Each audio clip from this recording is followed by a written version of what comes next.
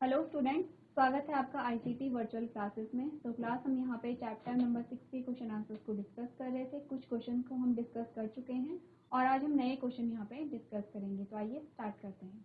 चलिए, तो लास्ट जो क्वेश्चन हमने सॉल्व किया था उसमें हमने पढ़ा था कि विच मसल्स एक्ट इनवॉलेंट्री, यानी कि इनमें से जो कौन सी मसल है जो इनवॉलेंट्री है। हमने कहा था वो मसल्स यानी कि जो क्या होगी, अनैच्छिक होगी। स्मूथ मसल्स के बारे में हमने पढ़ा है और कार्डियक मसल्स के बारे में पढ़ा है। आंसर हमारा यहाँ पे क्या आया था? आंसर हमारा यहाँ पे डी सही आया था। इसके बाद नेक्स्ट क्वेश्चन हमने यहाँ पे डिस्कस किया था जिसमें पूछा गया था meristematic tissue in plant are, क्या होते हैं मेरिस्टेमेटिक टिश्यू। पहला ऑप्शन कह रहा है लोकलाइज्ड एंड परमानेंट, सेकंड कह रहा है localised and dividing cell, third जो लास्ट कह रहा है वो है ग्रोइंग इन वॉल्यूम। तो आंसर हमारा आया था यहाँ पे सी, जो ऑप्शन है वो सही आया था, लोकलाइज्ड एंड डिवाइडिंग सेल होती है। के बाद जो नेक्स्ट क्वेश्चन हमारे पास आया है वो है which is not function of epidermis, जो एपिडर्मिस है उसका कौन सा फंक्शन नहीं है ये हमें बताना है। तो एपिडर्मिस क्या होती है? कोई भी जो बॉडी है, प्लांट बॉडी हो या एनिमल बॉडी हो, उसकी जो बाहरी जो कवरिंग है, जो बाहरी सतह है, उसे हम एपिडर्मिस कहते हैं। तो देखते हैं क्या क्या फंक्शन हो सकते हैं एपिडर्मिस के। सबसे पहला जो पॉइंट कह रहा है, सबसे पहला पॉइंट कह रहा है protection and from adverse condition. Protection देता है फ्रॉम एडवर्स कंडीशन, यानी कि जो भी कोई बॉडी है, जो प्लांट बॉडी हो या एनिमल बॉडी हो, उसे प्रोटेक्शन या सुरक्षा प्रदान करता है। सेकंड कह रहा है गैसेस एक्सचेंज यहाँ पे हो रही हैं। थर्ड कह रहा है कंडक्शन ऑफ वाटर और लास्ट कह रहा है ट्रांसपीरेशन। तो हमें बताना है कौन सा कार्य नहीं है। तो नहीं, कौन सा कार्य नहीं है उससे पहले हम देख लेते हैं कार्य कौन कौन से। सबसे पहला हम देखते हैं प्रोटेक्शन। तो अगर कोई भी जो बॉडी है, आउटर मोस्ट जो कवरिंग है उस वो क्या करेगी, यहाँ पे ऑब्वियस सी बात है वो प्रोटेक्शन प्रोवाइड करेगी। हमने कहा था, जब हमने प्लांट में कहा था, जो प्लांट की जो यहाँ पे क्या होती है, सेल होती है, तो ये सेल मेम्ब्रेन है बाहर की लेयर, और सेल मेम्ब्रेन के बाहर भी एक लेयर होती है जिसे हम क्या कहते हैं, सेल वॉल कहते हैं। और ये क्या है,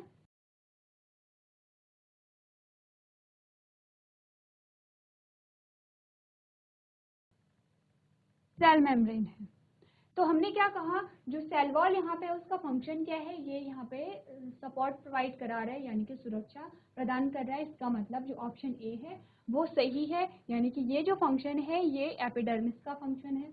सेकंड जो पॉइंट है वो कह रहा है गैसेस एक्सचेंज। तो यहाँ पे गैसेस एक्सचेंज हो रही होंगी किस प्रकार से, हमने बात की थी, हम काफ़ी बारी बात कर चुके हैं। हमने कहा था कि गैसेस एक्सचेंज अगर प्लांट में हो रही हैं तो कहाँ से होंगी, लीफ यानी कि पत्ती से हो रही है। अब ये जो पत्ती है, पत्ती में बहुत सारे क्या है, स्टोमेटा हैं। पत्ती में बहुत सारे स्टोमेटा हैं। तो बाहरी कवरिंग किससे बनी होगी, बाहरी कवरिंग बनी होगी किससे, एपिडर्मिस से। अब यहाँ पे ये गैसेस एक्सचेंज होगा, क्या होगा, यहाँ से ऑक्सीजन बाहर जाएगी और CO2 अंदर आ रहा है, गैसेस एक्सचेंज हो रही है। इसका मतलब जो सेकंड पॉइंट है वो भी सही बता रहा है। अगर हम बात करें ट्रांसपीरेशन की, तो ट्रांसपीरेशन भी ऐसे ही होगा। यहाँ से अगर गैसेस एक्सचेंज हो रही है तो यहाँ पे जो पानी है वो भी बाहर आता है, और किसकी फॉर्म में, गैस की फॉर्म में। इस प्रकार से यहाँ पे ट्रांसपीरेशन भी होगा, गैसेस एक्सचेंज भी होगा, सुरक्षा भी प्रदान की जाएगी। अब एक बचा वो है यहाँ पे कंडक्शन ऑफ वाटर। तो कंडक्शन ऑफ वाटर में हमने क्या पढ़ा था, हमने कहा था यहाँ पे पानी का कंडक्शन में हमने क्या पढ़ा था, हमने कहा सपोज ये कोई स्टेम है, ये यहाँ पे स्टेम है, और यहाँ पे कुछ स्पेशल टिश्यू होते हैं जो कि क्या करते हैं, यहाँ से पानी का कंडक्शन करते हैं। ये इस प्रकार से कुछ और टिश्यू यहाँ पे पाए जाते हैं, दो प्रकार के टिश्यू होते हैं। तो ये एरो हमें क्या बता रहे हैं, हमने कहा कि यहाँ पे हमारे पास ये क्या है, स्टेम है। स्टेम यानी कि तना है। अब तने के अंदर क्या है, दो प्रकार के टिश्यू हैं। एक को हमने कहा यहाँ पे जाइलम, और एक को हमने कहा फ्लोएम। तो हमने कहा कि वाटर के कंडक्शन के लिए यहाँ पे इम्पॉर्टेंट टिश्यू, कुछ स्पेसिफिक टिश्यू या विशिष्ट प्रकार के ऊतक होते हैं जो कि पानी का कंडक्शन कर रहे हैं। कौन करेगा, जाइलम करेगा, पानी का यहाँ पे क्या करेगा, कंडक्शन करेगा। और अगर बात करें फ्लोएम की, तो फ्लोएम किसका करेगा, यहाँ पे भोज्य पदार्थों का करेगा। तो यहाँ पे कुछ एरो आपको दिखाई गया होगा, इस वाले टिश्यू में जो एरो है वो एक ही साइड को है, और दूसरे वाले जो टिश्यू है उसमें जो एरो है ऊपर की ओर है, नीचे की ओर। इसका मतलब ये क्या इंडिकेट कर रहा है? ये हमें बता रहा है कि जो पानी का जो संवहन होता है वो एक दिशीय होता है, यानी कि नीचे से ऊपर की ओर हो, क्योंकि पानी का जो अवशोषण हो रहा है वो जड़ों के द्वारा हो रहा है। ये बात क्लियर है? सेकेंड, हमने कहा जो फ्लोएम है वो भोजन का यहाँ पे परिवहन कर रहा है, तो भोजन एक दिशीय नहीं हो सकता है क्योंकि भोजन का निर्माण पत्ती में हो रहा है। अब पत्ती को वो भोजन तने को भी देना है, जड़ को भी देना है, ऊपर फूल को भी देना है, फल को भी देना है, सबको देना है, इसीलिए द्विदिशीय होगा यहाँ पे परिवहन। ये चीजें भी आपको ध्यान रखनी है। इसका मतलब जो परिवहन का कार्य है वो ऊतकों का है, ना कि यहाँ पे एपिडर्मिस का। तो कौन सा यहाँ पे गलत जो आंसर होगा, कौन सा यहाँ पे एपिडर्मिस का फंक्शन नहीं है, वो है कंडक्शन ऑफ वाटर, क्योंकि हम जानते हैं कंडक्शन ऑफ वाटर किसके द्वारा हो रहा है, यहाँ पे टिश्यू के द्वारा हो रहा है। इस प्रकार से आप अपने आंसर यहाँ पे लिखेंगे।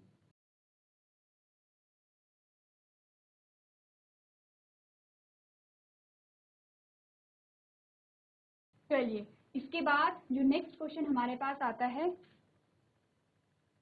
उसमें हमसे पूछा गया है सेलेक्ट द इनकरेक्ट सेंटेंस, यानी कि यहाँ पे भी हमें गलत सेंटेंस को चूज करना है, कौन सा जो कथन है वो असत्य है या गलत है।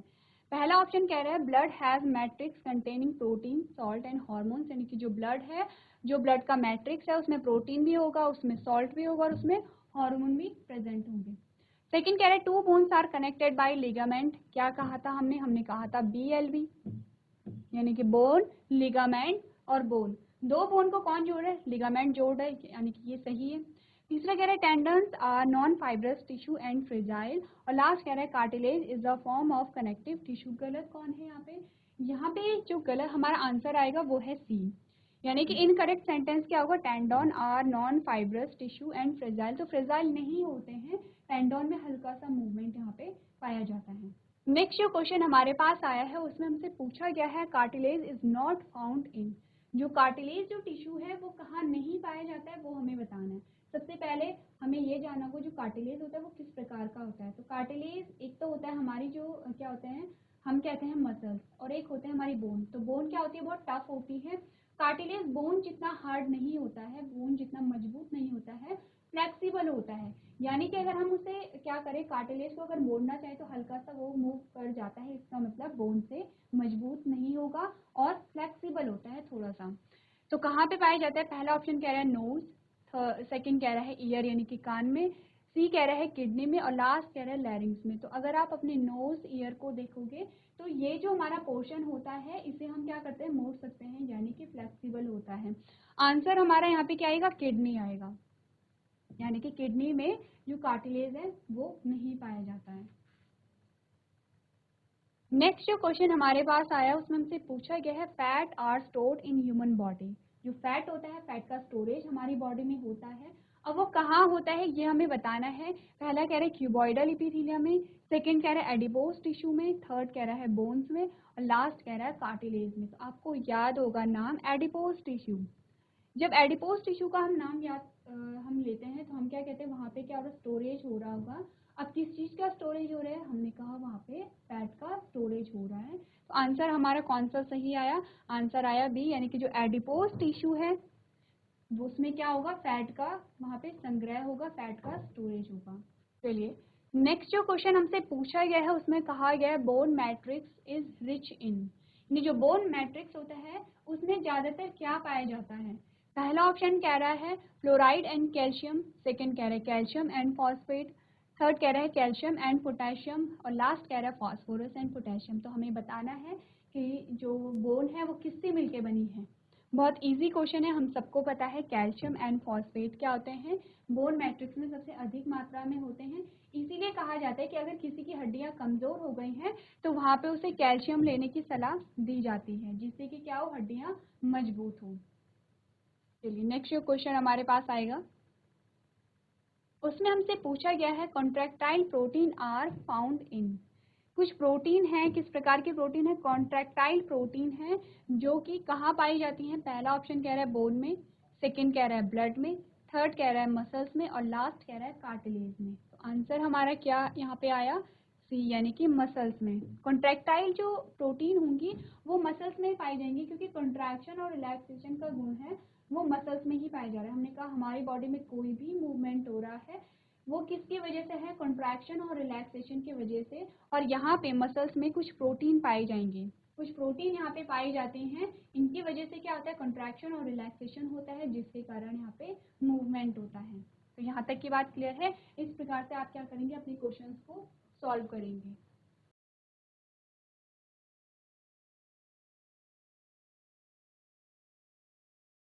चलिए, इसके बाद जो अगला प्रश्न हमारे पास आता है उसमें हमसे पूछा गया है nervous tissue is not found in. हमें बताना है जो नर्वस टिश्यू है वो कहाँ नहीं पाया जाता है। पहला कह रहा है ब्रेन में, सेकंड कह रहा है स्पाइनल कॉर्ड में, थर्ड कह रहा है टेंडोन में और लास्ट कह रहा है नर्व्स में। तो जो नर्वस टिश्यू का जो फंक्शन है वो क्या है, मैसेज को पास कराना है। कहाँ पे मैसेज पास हो रहा है, हमारे ब्रेन से हमारे ऑर्गन में, हमारे ऑर्गन से हमारे ब्रेन में क्या हो रहा है, मैसेजेस पास हो रहे हैं। जैसे कि स्टिमुलस होता है और स्टिमुलस के जगह पे, स्टिमुलस के बदले वहाँ पे रिस्पॉन्स होता है। हमने कहा था कि जब भी हम किसी बहुत गर्म चीज़ को छूते हैं या किसी बहुत ठंडी चीज़ को छूते हैं तो क्या होता है, वो जो इम्पल्स है सीधे हमारे ब्रेन में जाते हैं। अब वो स्टिमुलस है, वो गर्म ठंडा कोई भी जो चीज़ है वो क्या स्टिमुलस है, उस स्टिमुलस के प्रति अब एक रिस्पॉन्स आएगा हमारे ब्रेन से और हम एकदम से हाथ वहाँ से हटा लेंगे। तो इस प्रकार का जो कार्य है वो क्या होता है, नर्वस टिश्यू का होता है। अब हमें ये बताना है कि कहाँ पे नर्वस टिश्यू नहीं होगा, ब्रेन। ऑब्वियसली बात है, ब्रेन में नर्वस टिश्यू होगा तभी हमारा ब्रेन, हमारा मस्तिष्क हमें कमांड दे रहा है अलग अलग कार्यों को करने के लिए। सेकंड कह रहा है स्पाइनल कॉर्ड, तो स्पाइनल कॉर्ड में भी ऑब्वियसली बात है कि वहाँ पे क्या होगा, नर्वस टिश्यू होगा, क्योंकि जो हमारा जो नर्वस सिस्टम है उसका पार्ट है ये जो नर्व कॉर्ड है, स्पाइनल कॉर्ड है। नेक्स्ट हमने कहा टेंडोन और लास्ट आता है नर्व्स। तो नर्व्स में जो नर्वस टिश्यू है, नर्व्स किससे मिलके बनी होंगी, नर्वस टिश्यू से ही मिलके बनी होंगी। तो आंसर हमारा यहाँ पे क्या आएगा, आंसर हमारे पास आया सी, यानी कि टेंडोन। जो टेंडोन है उसमें यहाँ पे जो नर्वस टिश्यू है वो नहीं होता है। नेक्स्ट जो क्वेश्चन हमारे पास आया है उसमें हमसे पूछा गया है nerve cell does not contain. अब नर्व सेल में क्या नहीं होगा, तो सेम जो क्वेश्चन है वो एक ही क्वेश्चन है, बस क्वेश्चन की जो लैंग्वेज है वो चेंज कर दी गई है। तो नर्व सेल में क्या नहीं होगा, पहला कह रहा है एक्सॉन, सेकंड कह रहा है नर्व एंडिंग्स, थर्ड कह रहा है टेंडोन और लास्ट कह रहा है डेंड्राइट्स। तो आंसर हमारा यहाँ पे क्या होगा, टेंडोन्स यहाँ पे होगा। चलिए, नेक्स्ट जो क्वेश्चन हमारे पास आता है उसमें हमसे पूछा गया है the muscular tissue which function through out life continuously without fatigue. हमें उस टिश्यू का नाम बताना है जो जीवन पर्यंत कार्य करता रहता है बिना थके, यानी कि एक भी सेकंड के लिए वो जो टिश्यू है वो आराम नहीं करेगा, वो तब तक कार्य करता रहेगा जब तक कोई भी जो जीव है वो लिविंग है, यानी कि जीवित है। कौन सा टिश्यू है, ऑप्शन फर्स्ट कह रहा है स्केलेटल मसल, सेकेंड कह रहा है कार्डियक मसल, थर्ड कह रहा है स्मूथ मसल्स और लास्ट कह रहा है वॉलंटरी मसल। तो हमें पता आंसर बी हमारे यहाँ पे आएगा, कार्डियक मसल। कहाँ पे पाया जाता है कार्डियक मसल्स, हार्ट में पाया जाता है, यानी कि हार्ट पूरा कार्डियक मसल से बना है। अब हमने कहा था कि जो कार्डियक मसल्स एकमात्र जगह पे पाया जाएगा वो है हार्ट में, और हमारा हार्ट हमेशा कार्य करता रहता है, जब तक कि कोई भी जीव, कोई भी व्यक्ति जीवित है तब तक जो हार्ट है वो जीवन पर्यंत कार्य करता रहता है, चाहे हम सो रहे हों या चाहे हम जाग रहे हों, ये हमें पता है। अब हार्ट का कार्य क्या है ये भी आपसे पूछा जाता है। तो हार्ट का काम है जो ऑक्सीजनेटेड ब्लड है उसे पूरी बॉडी में पंप करना, और जो डीऑक्सीजनेटेड ब्लड है उसे पूरी बॉडी से कलेक्ट करके लंग्स में उसे भेजना। क्योंकि हमने कई बार डायग्राम भी बनाया है, हम समझते हैं कि जो हमारा हार्ट है वो 4 चैम्बर से मिलके बना है। कौन कौन से वो चैम्बर होते हैं, देखिए हमने कहा 2 एट्रिया होंगे और 2 वेंट्रिकल होंगे। अब एट्रिया क्या करेगा, पूरी बॉडी से डीऑक्सीजनेटेड ब्लड को क्या करेगा, इकट्ठा करेगा, और एट्रिया फिर अब इसे वेंट्रिकल में डाल देगा। तो ये किसकी बात चल रही है, राइट साइड की, ये राइट साइड की बात चल रही है, ये भी राइट है और ये क्या है, लेफ्ट है, ये भी लेफ्ट है। अब राइट एट्रिया ने क्या किया, उस डीऑक्सीजनेटेड, और डीऑक्सीजनेटेड का क्या मतलब है, क्योंकि हम इसे ब्लू कलर से दिखा रहे हैं, इसका मतलब है कि इस ब्लड में जो ऑक्सीजन की जो मात्रा है वो बहुत कम है और कार्बन डाइऑक्साइड की जो मात्रा है वो बहुत अधिक है। पूरी बॉडी से लेके आया, इसने एट्रिया में डाला, एट्रिया ने वेंट्रिकल में डाल दिया है। अब वेंट्रिकल ने क्या किया, वेंट्रिकल ने सीधे ये जो ब्लड है वो लंग्स में डाल दिया है। यहाँ पे क्या होंगे, हमारे लंग्स होंगे, लंग्स में। अब लंग से क्या होगा, जो ब्लड है वो प्यूरिफाई होके आ जाएगा। प्यूरिफाई किस प्रकार से होगा, वहां पे जो ब्लड है उसमें ऑक्सीजन ऐड हो जाएगी और अब ऑक्सीजनेटेड ब्लड आएगा लेफ्ट एट्रिया में। लेफ्ट एट्रिया से लेफ्ट वेंट्रिकल में जाएगा और लेफ्ट वेंट्रिकल से पूरी बॉडी में चला जाएगा। तो ये जो कार्य चल रहा है ये कार्य हमेशा चलता रहता है। आप देखोगे अगर आप अपने हृदय की धड़कनें सुनोगे तो वो जो धड़कनें हैं वो आप हमेशा आपको सुनाई देंगी, यानी कि आपकी बॉडी में ब्लड पंप रेगुलरली हो रहा है। अगर ब्लड पंप नहीं होता है, जिसे हम क्या कहते हैं, हार्ट का फेल हो जाना कहते हैं या हार्ट अटैक कहते हैं, इसका मतलब वहाँ पे उस जीव की मृत्यु हो जाएगी। तो आंसर हमारा सही कौन सा आएगा, बी आएगा। जो कार्डियक मसल है वो यहाँ पे क्या है, जीवन पर्यंत कार्य करती रहती है।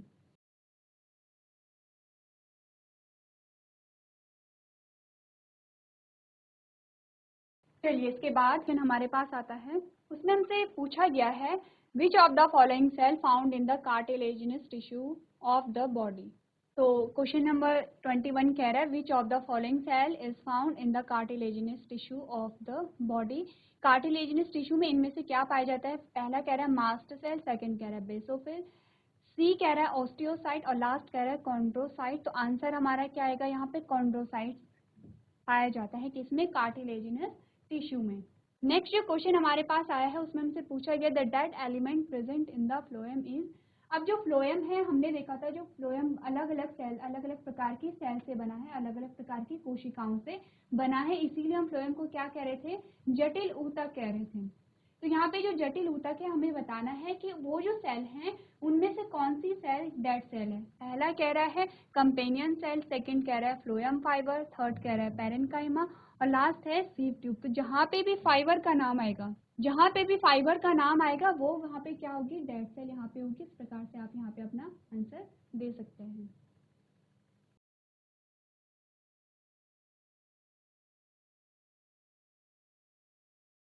चलिए इसके बाद जो नेक्स्ट क्वेश्चन हमारे पास आता है उसमें पूछा गया है a long tree has several branches, the tissue that has inside way conduction of water in the branches is. यानी कि जो प्लांट है उसमें बहुत सारी क्या है, ब्रांचेस हैं, बहुत सारी शाखाएं हैं। अब हमें उस टिश्यू का नाम बताना है जो कि वाटर के कंडक्शन के लिए, जो कि जो जल है, जल के परिवहन के लिए रिस्पॉन्सिबल है। तो हमने बात कर ली थी कि क्या यहाँ पे जो कंडक्शन के लिए जो यहाँ पे नाम आएगा, परिवहन के लिए नाम आएगा, दो प्रकार के टिश्यू आएंगे, जाइलम एंड फ्लोएम। तो हमारा आंसर क्या होगा, यहाँ पे जाइलम वेसल्स होंगे। तो यहाँ पे सारे जो पार्ट हैं ये किस कौन कौन से बताए गए हैं, हमें बताया गया है जो जाइलम है, जाइलम की सेल्स हमें बताई गई हैं। अब जाइलम भी अलग अलग प्रकार के सेल से बना है। तो जो जाइलम वेसल्स होगा वो किसके लिए रिस्पॉन्सिबल है, यहाँ पे पानी के कंडक्शन के लिए। चलिए नेक्स्ट क्वेश्चन हमारे पास आता है flexibility in plant is due to. जो प्लांट में जो फ्लेक्सिबिलिटी होती है, जो लचीलापन होता है, वो किसकी वजह से होता है। पहला ऑप्शन कह रहा है कॉलेनकाइमा, सेकंड कह रहा है स्क्लेरेनकाइमा, थर्ड कह रहा है पेरेन्काइमा और लास्ट कह रहा है क्लोरेनकाइमा। तो आंसर हमारा क्या आएगा, यहाँ पे कॉलेनकाइमा की वजह से क्या होती है, फ्लेक्सिबिलिटी यहाँ पे होती है। ए हमारा आंसर आया, कॉलेनकाइमा की वजह से यहाँ पे क्या होगी, फ्लेक्सिबिलिटी होगी। स्क्लेरेनकाइमा की अगर हम बात करें तो ये क्या देता है, यहाँ पे मजबूती देता है, मैकेनिकल सपोर्ट देता है। अगर हमने यहाँ पे पेरेन्काइमा की बात की तो पेरेन्काइमा स्टोरेज का कार्य करता है। और क्लोरेनकाइमा की बात करें तो जो क्लोरेनकाइमा है वो पेरेन्काइमा का ही पार्ट है, जिसमें क्या होती है, क्लोरोफिल स्टोर रहती है। तो हमने क्या पढ़ा था, हमने पढ़ा था जो पेरेन्काइमा है उसके दो टाइप हमने पढ़े थे, एक तो क्लोरेनकाइमा आ गया है और दूसरा हमने कहा था एरेनकाइमा। तो क्लोरेनकाइमा का नाम काम क्या होगा, यहाँ पे जो क्लोरोफिल है उसे स्टोर करना। एरेनकाइमा का काम हमने क्या देखा, हमने कहा था जो पेरेन्काइमा है, पेरेन्काइमा की सेल के बीच यहाँ पे रिक्त स्थान होता है जिसे हम इंटरसेलुलर स्पेस कह रहे थे। तो जब एरेनकाइमा की बात आएगी तो ये जो स्पेस है सेल के बीच में ये ज़्यादा बढ़ जाएगा और अब क्या होंगे, ये जो सेल्स है जो कि यहाँ पे क्या पहले स्टोरेज का कार्य कर रही थी, संग्रह का कार्य कर रही थी, अब इनके बीच में जब रिक्त स्थान बढ़ गया है तो ये अब वहाँ पे फ्लोटिंग के लिए हेल्प करेंगे, यानी कि तैरने के लिए। तो सिंपल सी बात है, एरेनकाइमा कहाँ पाया जाएगा, एरेनकाइमा यहाँ पे जो जलीय पौधे होते हैं उनमें पाया जाता है और फ्लोटिंग के लिए हेल्प यहाँ पे प्रोवाइड करता है। तो इस प्रकार से आप यहाँ पे अपने क्वेश्चन सॉल्व करेंगे।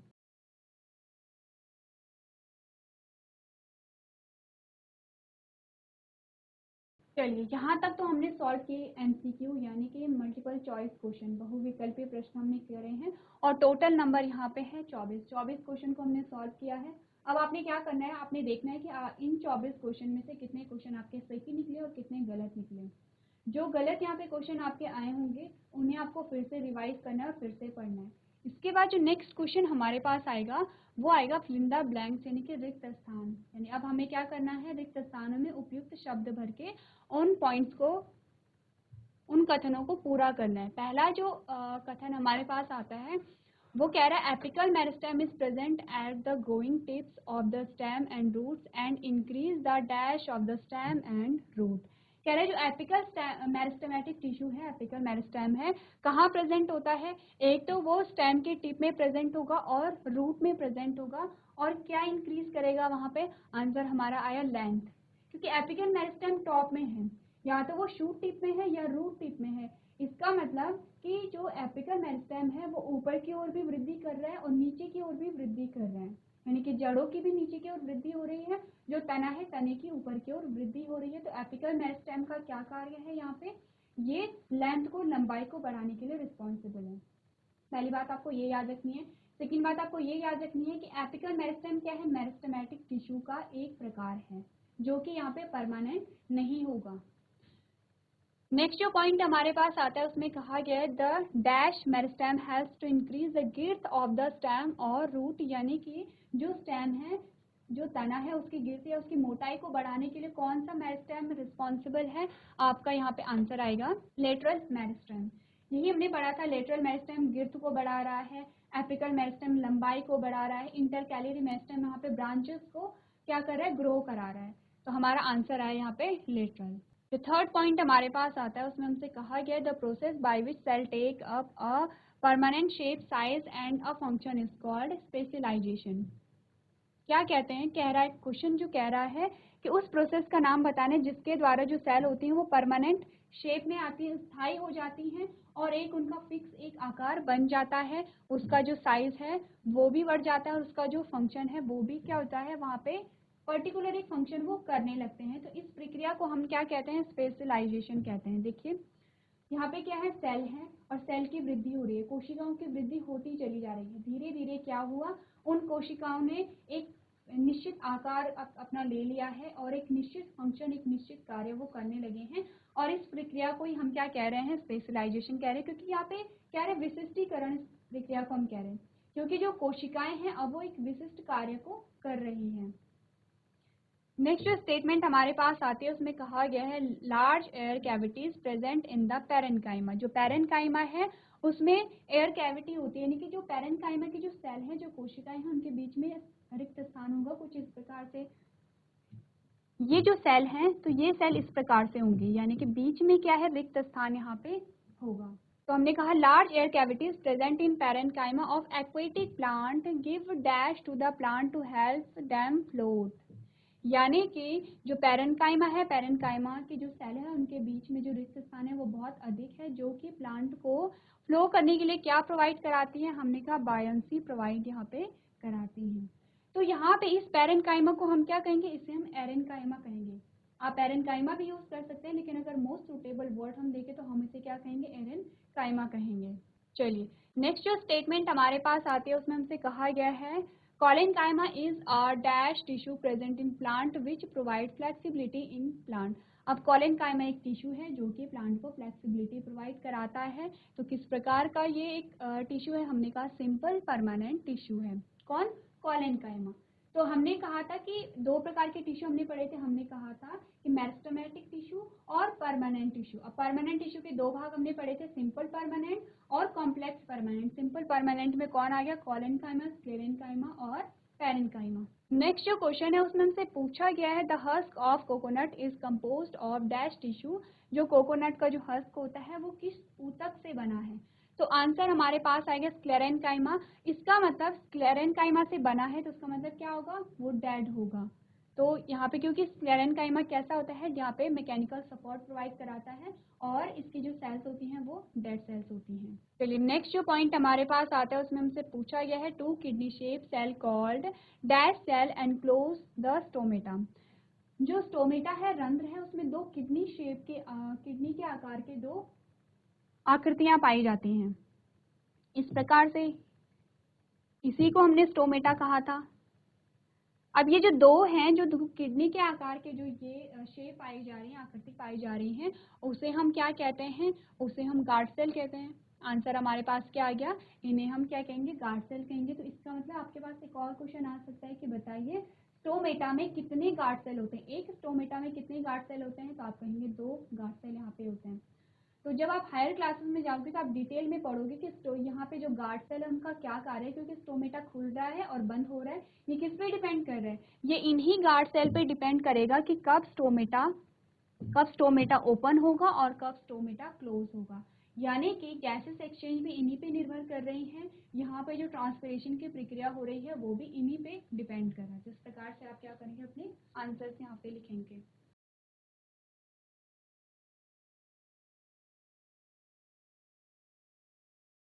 चलिए, इसके बाद जो नेक्स्ट हमारे पास क्वेश्चन आता है, तो नेक्स्ट जो स्टेटमेंट हमारे पास आती है उसमें हमसे पूछा गया है cell of cork are dead and have a chemical dash in their walls that make them impervious to gases and water। यानी कि जो कॉर्क की जो सेल होती हैं वो क्या होती हैं, उनमें कुछ केमिकल होता है जिसे हम क्या कहते हैं, और उस केमिकल का काम क्या है? ये गैसेस और वाटर के लिए क्या करती है, जो एक पाथ है, एक रूट है, उसे इनहिबिट करती है, इम्परवियस बनाती है। तो उस केमिकल को हम क्या कहते हैं? हमने उसे कहा सुबेरिन। जो सुबेरिन नामक जो केमिकल होता है वो क्या करता है, जो यहाँ पे ट्रांसपिरेशन की जो रेट है उसे कम करता है। तो ऐसे प्लांट जो कि ऐसी जगह पे रहते हैं जहाँ पे पानी की कमी होती है, तो वहाँ पे क्या होगा, सुबेरिन पाया जाता है जो कि ट्रांसपिरेशन के रेट को कम करता है, और यहाँ पे जो ट्रांसपिरेशन का रेट होगा वो कम हो जाएगा, गैसेस एक्सचेंज यहाँ पे कम होगी, क्योंकि स्टोमेटा यहाँ पे कम खुलेंगे। नेक्स्ट जो पॉइंट हमारे पास आता है उसमें कहा गया है the dash parenchyma store food and helps in the sideways conduction of water. तो क्या नाम उसका आएगा? जाइलम जो पैरेन्काइमा होता है वो फूड को स्टोर करता है और वाटर का यहाँ पे कंडक्शन करता है। नेक्स्ट जो स्टेटमेंट आई है उसमें कहा गया है the oesophagus and the lining of mouth are covered with dash epithelium. हमें बताना है जो इसोफेगस है और जो माउथ की लाइनिंग है वो कौन से टिश्यू से कवर्ड होती है? आंसर हमारे पास क्या है? स्क्वैमस एपिथेलियम से क्या होती है? कवर होती है। तो क्लास, हमने यहाँ पे कुछ क्वेश्चन आंसर्स को डिस्कस किया है। अब आपका ये जो चैप्टर है वो पूरा रिवाइज हो गया होगा, तो आपको इन क्वेश्चन आंसर्स की प्रैक्टिस करनी है। तो आज के सेशन में हम इतना ही करेंगे। अभी तक क्लास में बने रहने के लिए आपका धन्यवाद।